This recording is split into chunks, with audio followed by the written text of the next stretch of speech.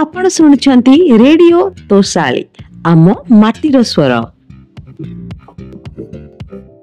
नमस्कार। आज आम गोटे बहुत बहुत दुखद घटना विषय कथा हेबा। एमती एक घटना जहा समस्तंकु पूरा स्तब्ध कर देछि।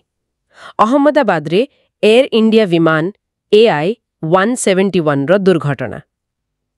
आमे जो खबर पाइछु सेटा विभिन्न न्यूज एजेंसी और मीडिया रिपोर्ट्स रु ही आसीछि। तो आमर चेष्टा रहिबो जे एई घटनाटाकू टिके भल भाबे बुझिबा, जहा भी तथ्य मिलिछि से आधार रे। हाँ, एटा वास्तविक गोटे हृदय विदारक खबर। चलंतु टिके देखिबा घटनाटा केमिति कोन हैला। हाँ, प्रथमे टिके घटना विषय रे कहंतु, माने को विमान थिला, केते बेले हैला आ कोठी। देखंतु एटा थिला एयर इंडिया रो फ्लाइट AI-171, गोटे Boeing 787 dream liner. Registration number थिला VTANB। एटा अहमदाबाद रु जाउथिला लंडन गेटविक को। आउ दुर्घटनाटा हैला गुरुवार दिन जून 12, 2025 भारतीय समय रे दिन प्राय 1:39 हेबो, माने UTC हिसाब रे सकाळ 8 की 9 मिनिट। आउ सबुतु गुरुत्वपूर्ण कथा बुझिले, विमानटा रनवे 23 रु उड़िला आउ तार मात्र कई मिनिट भितरे ए दुर्घटना घटिला। ओहो, माने टेक ऑफ रो एते कम समय भितरे एटा तो बड़ चिंतार कथा।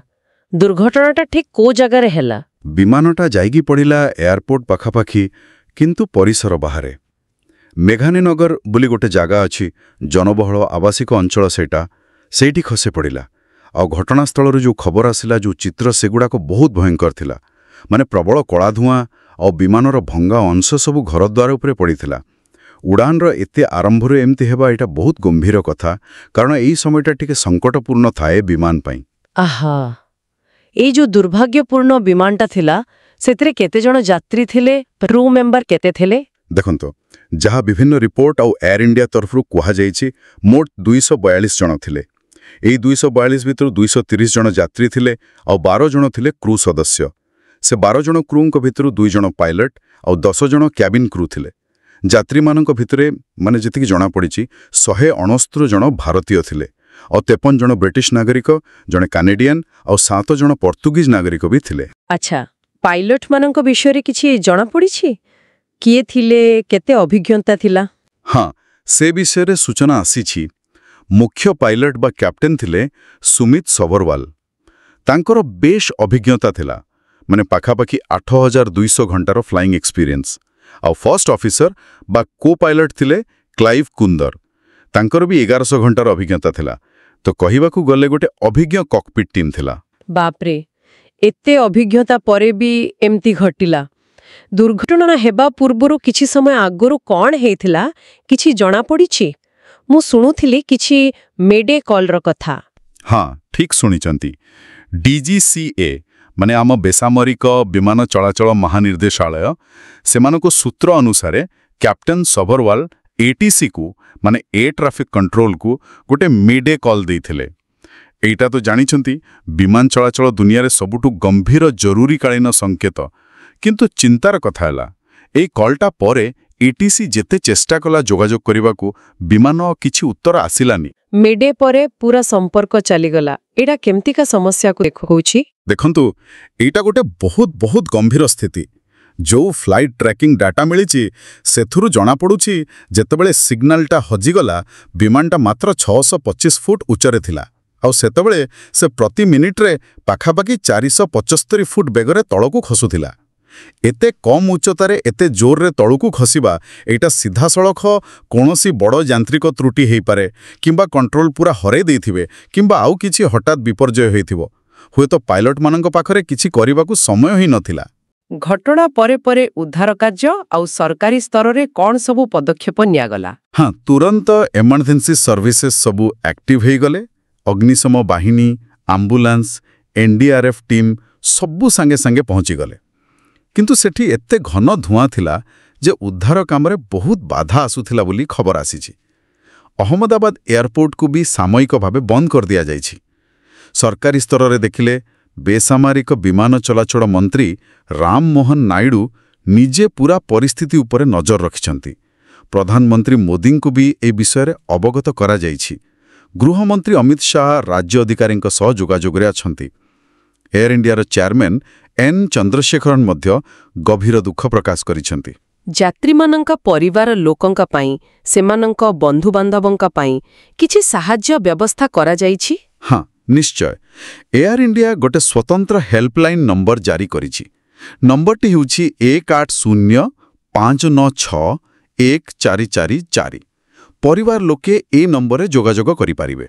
वर्तमान सबुठु बड़ प्रश्न, एति बड़ दुर्घटना हेला एहार कारण कौन हेई पारे और तदंत केमिति आगुछि? देखंतु कोनोसी गोटे निर्दिष्ट कारण एबे कहिबा बहुत शीघ्र होई जिवो, किंतु किछि कथा अछि जहा उपरे तदंतकारी माने निश्चय ध्यान देबे।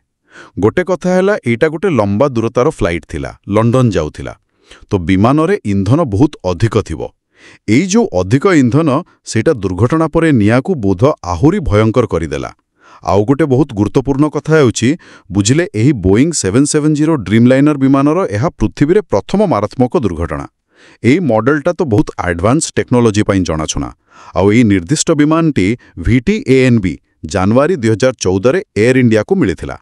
अच्छा, ड्रीमलाइनर रा प्रथम दुर्घटना एटा तदंत को केमिति प्रभावित करिबा? हाँ, एटा तदंत को आहुरी जटिल आउ गुरुत्वपूर्ण करि दोछि। डीजीसी तो निश्चय ऑफिशियल तदंत आरंभ करिबो। AIB माने एयरक्राफ्ट एक्सीडेंट इन्वेस्टिगेशन ब्यूरो तांको टीम भी घटनास्थल को जाउछंती। आउ जेहेतु एटा बोइंग रो विमान, बोइंग कंपनी रो टेक्निकल टीम भी निश्चय शामिल हेबे, कारण सेमानंक विमानर सुरक्षा रेकॉर्ड कथा अछि एठी। तदंतरे सबुतु गुरुत्वपूर्ण हेबो ब्लैक बॉक्स माने फ्लाइट डाटा रेकॉर्डर आउ कॉकपिट वॉइस रेकॉर्डर। सेइठु बहुत किछि जणा पड़िबो। मो सुनुथिले किछि वीडियो कथा भी सामना को आसीछि, सेगुडा को कोन? हाँ, किछि वीडियो सोशल मीडिया रे घुरी बोलुछि। सेथिरे देखा जाउछि जेमिति विमानटा घरद्वार उपरे टिके तळे उडुछि आउ तापरे गोटे बड़ विस्फोरण होउछि। किंतु माने विस्फोरण हेबा आगरो विमान रे निया लागिथिला कि नाही सेमिति किछि स्पष्ट जणा पड़नी से वीडियोरु। तबे एई वीडियो गुडाक केते सत आउ घटना सह केते संपर्कित सेटा तदंत परे ही कहियाबो। निश्चित भावे एटा गोटे बहुत दुखद आउ जटिल घटना। निस्संदेहरे एई भयंकर दुर्घटना अनेक परिवार पाई दुखर पहाड़ आनिछि। एबे तो उद्धार काम चलीछि, चिन्हट प्रक्रिया भी हबो, किंतु प्रकृत कारण कौन सेटा जानिबा पाई गोटे निरपेक्ष आ पूरा तदंत हेबा निहाती दरकार। एटा केवल जे जो माने प्रभावित हेले सेमानंक पाई नुहे, पूरा विमान चलाचल शिल्पर सुरक्षा दृष्टि भी बहुत जरूरी, विशेषकर जेतेबेले एटा ड्रीमलाइनर भली गोटे मुख्य विमान सह जोड़ित। तेबे आजी आमे जहा सबु आलोचना कले शेषरे गोटे प्रश्न मन को आसुछि, ड्रीमलाइनर रो ए जो प्रथम मारात्मक दुर्घटना हेला आउ सेटा भी उड़ाणर मात्र किछि मिनिट भितरे, एटा विमान चलाचलर सुरक्षा नियम, विमानर डिजाइन, तार मेंटेनेंस, पायलट्स को ट्रेनिंग एसबु बड़ बड़ विषय उपरे केउ नुआ आउ गंभीर प्रश्न सबु ठिया करूछि। एहार उत्तर तो आगामी तदंतरु मिलिबा निहाती दरकार ना? हाँ, एटा बहुत गुरुत्वपूर्ण प्रश्न आ आशा करिबा तदंतरु एसबरो उत्तर मिलिबो। आमे समस्ते एही दुर्घटना रे प्रभावित होइथिबा समस्त परिवार वर्गंक प्रति आमर गभीर समवेदना जणाउछु। श्रोता माने भी एही दुखद घटना विषय रे निजर मतामत कमेंट रे जणाई पारिबे एवं प्रभावित परिवारंक पाई समवेदना प्रकाश करि पारिबे। आजि पई एथिकी, धन्यवाद। नमस्कार। आपण सुनुछंती रेडियो तोसाली, आम माटीर स्वर।